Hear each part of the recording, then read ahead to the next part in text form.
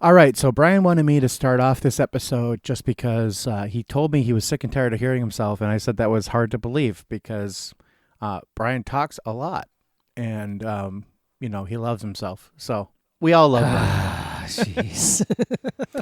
No, but we wanted to talk about, and this was my topic. That's why I wanted to start off. So talk about like a creative, like kind of gaming gap that's happening in the kind of like gaming world, right, Brian? Is that what we want to call it?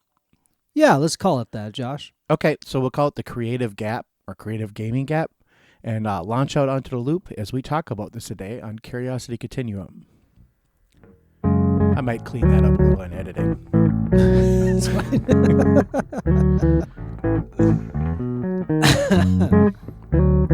All right, you want me to start off, right? I'll do it. All right, okay. Hey, everybody, this is Brian. And this is Josh. Welcome to the podcast for Curiosity Continuum. Curiosity Continuum is an industry-innovating, non-traditional company passionate about growing wisdom in the next generation. We are the essential bridge between the analog and digital worlds by building collaborative communities that unleash the power of adaptive expertise and innovation needed to thrive in the 21st century. We combine and mix essential elements needed to empower people to succeed in new ways not possible outside of a creative, thoughtful, diverse community of fellow curious people. Follow us on your favorite podcast app and receive notifications of new content. And if you like what you hear and want to dive deeper, visit us at curiositycontinuum.com. Thanks for tuning in, and let's start the conversation. All right, so this was my topic because I wanted to talk about this. And Brian was like, you know what, that's a good thing to talk about.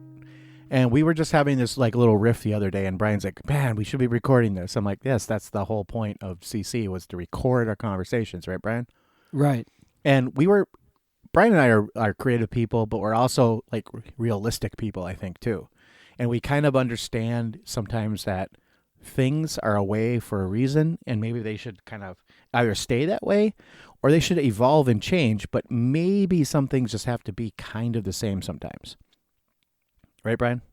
So expand on that, my friend. Okay, so this is a prime example that Brian and I were talking about this the other day, is the AAA game space. So the AAA game space totally changed during COVID.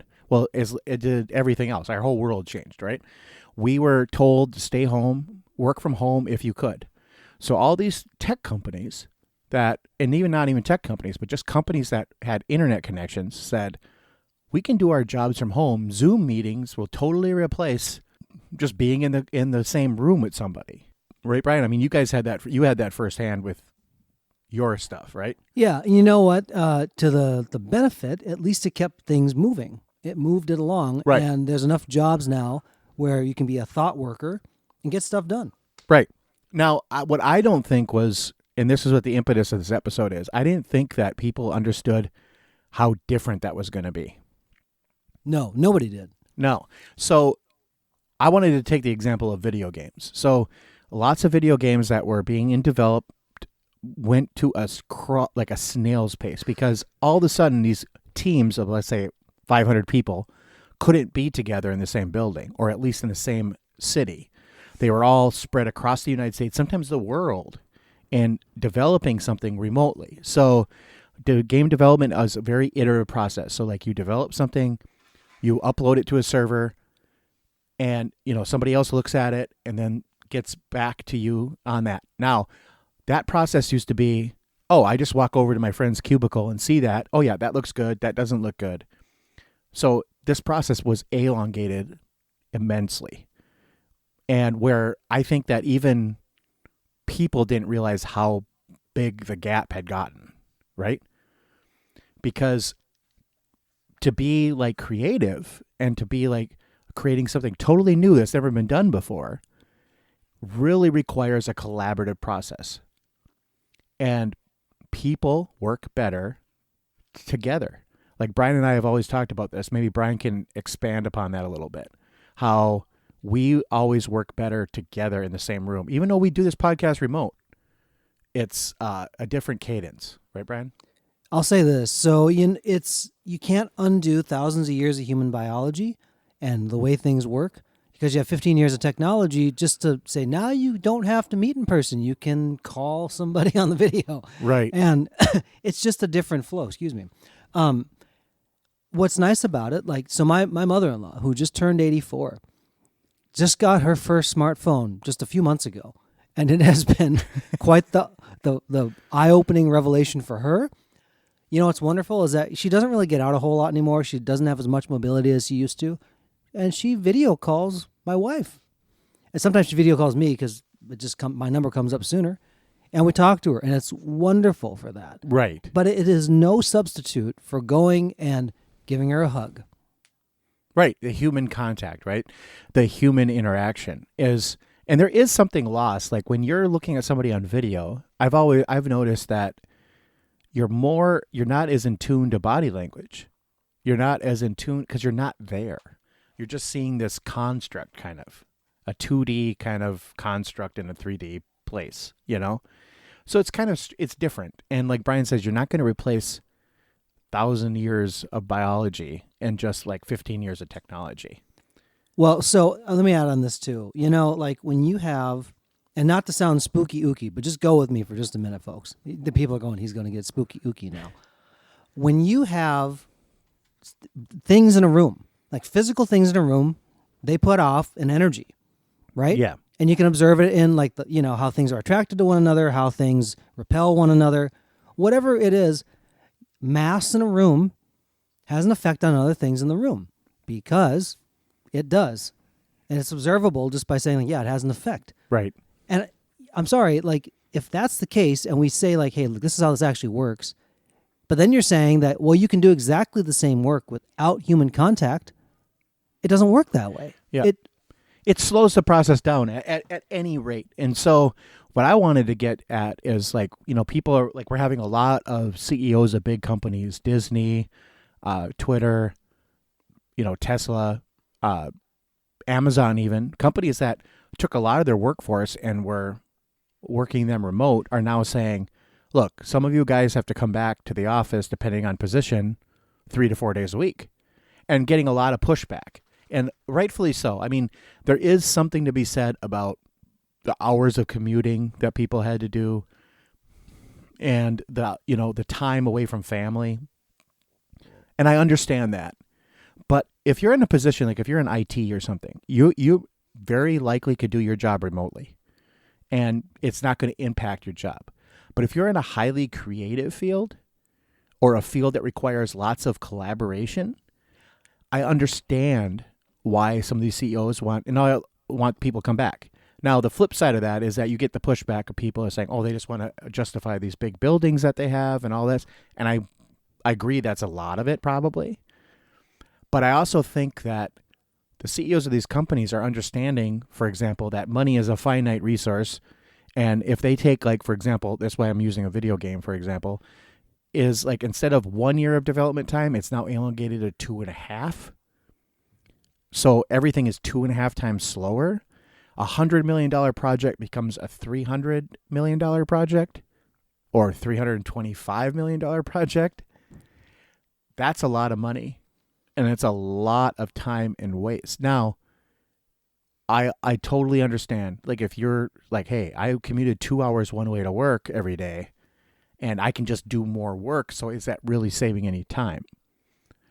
I think you got to look at the end product of what you're creating. And some of these products that are being created that were pretty much like mid-creation during the pandemic and now have started coming out, especially in the video game space. And I don't really know much about movies or anything like that because I'm not in that world. But from what I've seen, they're obviously like the actors can't be remote, right, or anything. But like video games, for example, can do that. They can be remote. And I've seen the products and they are, I would say, by and far less than they could be. So Josh can afford a $100 million game. He can't afford to develop a $325 million game yet. Just yet. Right. So here's something, there's a book called How the Future Works, and it was written by, I'm sorry, I forget the person's name. I could put it in the show notes here.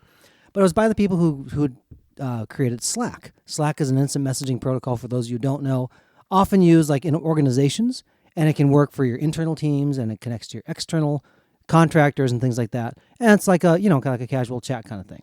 Great collaborative tool. They wrote a book called How the Future Works, and I'll distill it kind of to the long and the short. There's many good points that it can make. it's still, here's what happens in leadership when you talk about that. It's basically, if everybody's not on board with kind of how this thing needs to work, then it won't work. Because Right.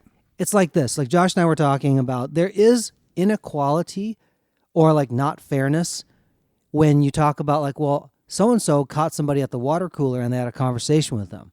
Well, that gives them an advantage. That's not fair. It's like, well, wait a minute. Like, what? Somebody's thought that it being in the office to talk to somebody, to catch them, was more efficient or effective and productive than what they were doing, and they made that decision. So there's always going to be some kind of inequalities. You have to ask yourself the questions, what are you trying to equalize when you do something like that, right? So especially in younger generations, they really value time freedom. They're not necessarily willing to drive 2 hours if they don't have to.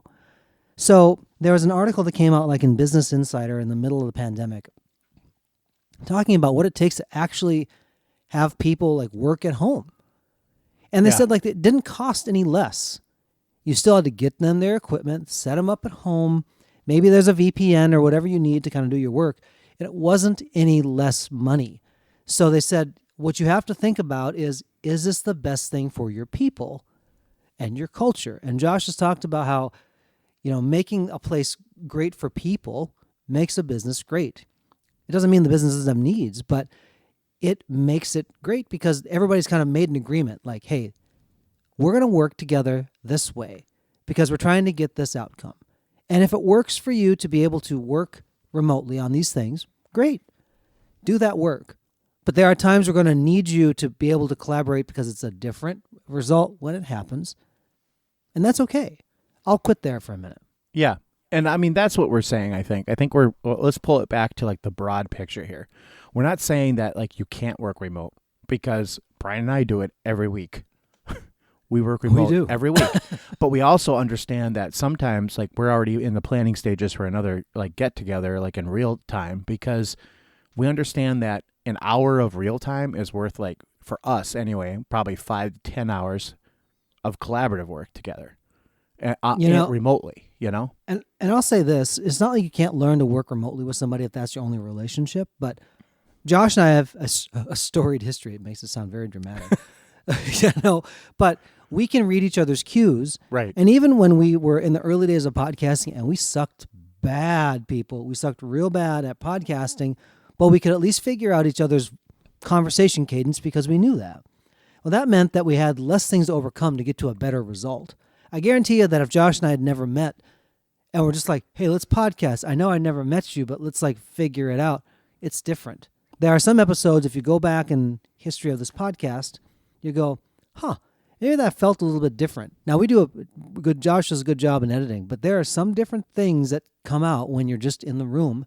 You don't have to time it, with an edit or sync it up. It just works. Yeah, and just to get back to that little like secret sauce of the podcast, like there were times that when we first started, Brian had a much worse internet connection. So sometimes we had 3 or 4 seconds of lag that actually I had to edit out.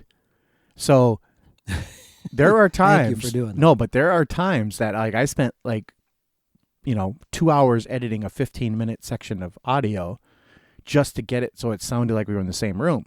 But then you might go to an episode 3 episodes later where we were actually in the same room together because there are times that Brian came down for weekends and we recorded 5 and 6 episodes at a time where I was like, we don't even have to edit these.